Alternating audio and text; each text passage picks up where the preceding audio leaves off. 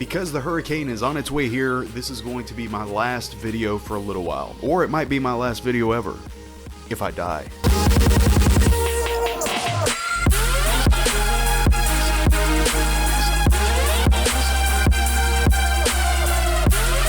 Hey guys, what is going on? I hope everybody's had a fantastic week so far. So as you guys might know, Hurricane Irma is barreling her fat ass towards Georgia. So I wanted to get a video out to you guys, kind of letting you know this is going to be my last video for a little while. I'm not sure what the damage is going to be. I'm not sure how long I'm going to be working at the station. I'm going to tell you guys a little bit about what law enforcement does when a hurricane comes in. Kind of give you guys like a behind the scenes sort of thing. I am like freaking out because I have no idea where to put like all my camera equipment and shit like that.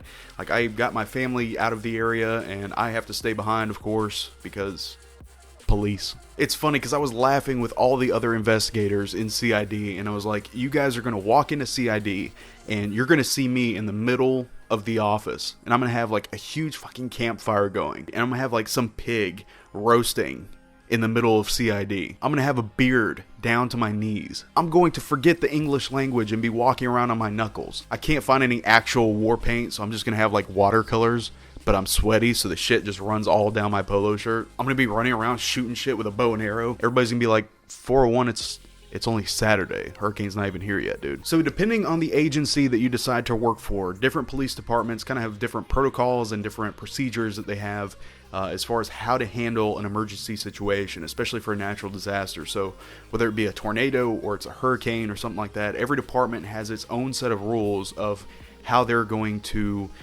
basically take over control of the area and like who's going to work what shifts and whatnot. So the department I'm with now, they have basically told everybody that they are going to 12-hour shifts around the clock. That includes detectives, that includes drug squad. Everybody in the department that is a sworn officer is now going to be on patrol for 12-hour shifts. And this is normally a 10-hour shift department. If you're in CID, you work 8-hour days. So everybody across the board, doesn't matter who you are, what your job title is, you are going to be on the road. I started looking at the numbers, and because they gave us a copy of the schedule and kind of the emergency ops plan and everything else. And when I was looking at the schedule, we are going to have on average between 5 to 6 times the normal amount of officers on the street at any given time. It doesn't matter what your job title is, it doesn't matter what you do, everybody is going to be on patrol. Even me, in an unmarked car, I'm going to be on patrol. And I'm super excited because they actually gave me a brand new car yesterday. So like I said, whether you're a detective, whether you're drug squad, whether you're admin, it doesn't matter. You are going to be on the road doing patrol, trying to catch people looting into businesses and homes and stuff like that. That's really the big reason for this huge concentration of officers on the street is a lot of people are looting. When the power goes out, alarm systems go out, no help is coming out, so people take advantage of those kinds of situations. A good buddy of mine here, he owns a business, and thankfully he has hurricane-proof windows, which are basically like bulletproof windows. And on 2 separate occasions in 24 hours, somebody tried to break into his store to steal shit inside. And even throwing a huge ass boulder at the window, just barely cracked it. It was no big deal. But imagine all the other businesses and homes and everything else. That's the big thing, is like people that break into shit, pay attention to their surroundings. Okay, I know that neighbor is leaving, they're staying. So now I know which houses I can get into. So usually whenever a natural disaster happens, it's not just saving people off of rooftops. It's also trying to stop burglaries in progress, trying to stop robberies in progress from people leaving. A lot of people leaving, they have cash on them. So it's very unfortunate that people in these types of situations take advantage of natural disasters to commit crimes, to break into people's houses, to take shit that they don't need.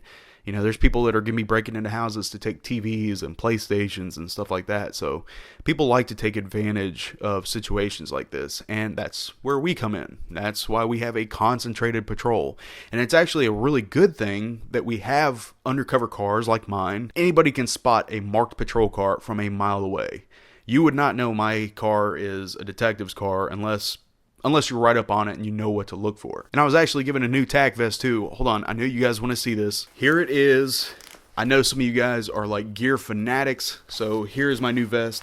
I still have some rearranging to do. There's still some shit that I want to move around, especially with this. But anyway, this is it. I still have some stuff, like I said, that I need to move around. I still need a place for my taser holster and stuff like that. So all the detectives and drug squad, we're all going to be in vests like this.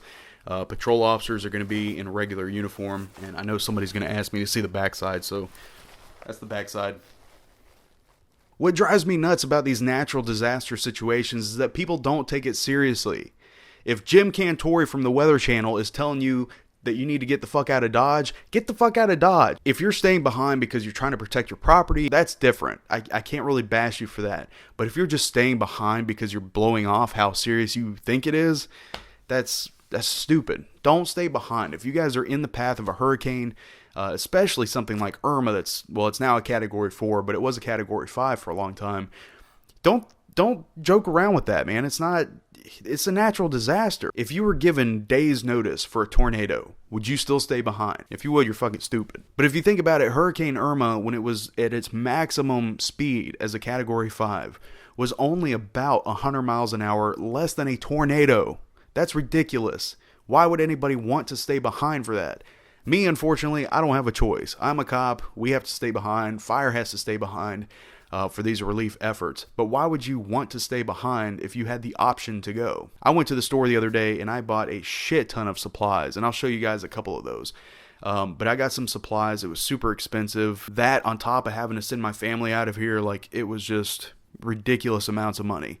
But I'm prepared, and I've got MREs, civilian versions. I've got water purification system, a cot with an air mattress. Like, I am set. Like, people were laughing at me because I'm so prepared for this.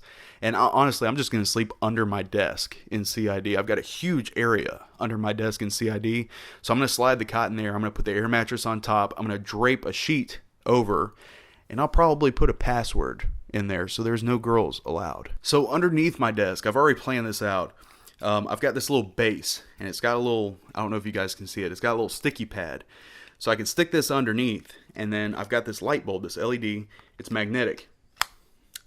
Now you got light. Dry pack, so you can put your phone in here, you lock these, it's buoyant, so it floats, but it keeps everything inside dry. Fire cubes, they're good for like 13 minutes a piece, long enough to put like a little cup on top, like a metal cup, and boil some water, cook some soup, whatever you want to do. Always good to have. I've got like 8 bags of these things. Here's the civilian model of the MRE. Like, this is the prettied up version of it. This is, let's see, what is this? Mountain House. I'm not getting paid by them. Spicy Southwest breakfast. Let's see. We'll put it in the light. There you go.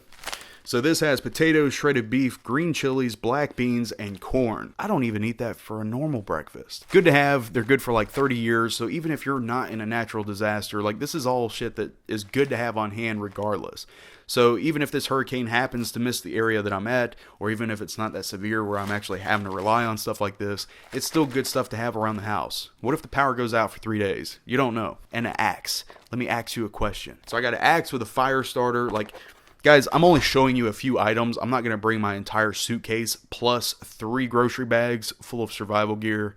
But I just want to kind of give you guys an idea. I am ready for the apocalypse. I am ready for WW3. Everybody else is like, oh, I brought some green beans and some ravioli. Breakfast hash. It's breakfast hash. Yeah, you sit over there and you enjoy your little green beans. I'll be over here with breakfast hash. Thank you guys so much for watching. Like I said, it's probably going to be a little while before I am able to get out another video, but I do appreciate you guys having some patience with me. Like I said, I don't know how bad this storm is going to be. Hopefully it's not that bad. I'm actually excited. I'm like one of the few people that's excited about this. Like, I can't wait to camp out at the station. Like, I'm all excited. Like, this is a sleepover party. Everybody else is like, God, I have to pack my whole house. This is such a pain in the ass. Officer 401 store. So anyway, guys, I appreciate the support so much. Thank you for tuning in. Like I said, it might be a little while before I get another video out, but I will try to get one out as soon as possible. Kind of want to give you guys an update. The next couple of days are going to be very hectic. We're trying to get supplies over to the station. I'm not sure. I'm going to be on 12-hour shifts, so I'm not sure when I'm going to be able to film. So I wanted to go ahead and get one out for you guys today. Wish me luck. Hopefully I don't die. If I do, I loved you guys. But I don't think it'll be that serious. So I have a feeling I will see you guys very, very soon.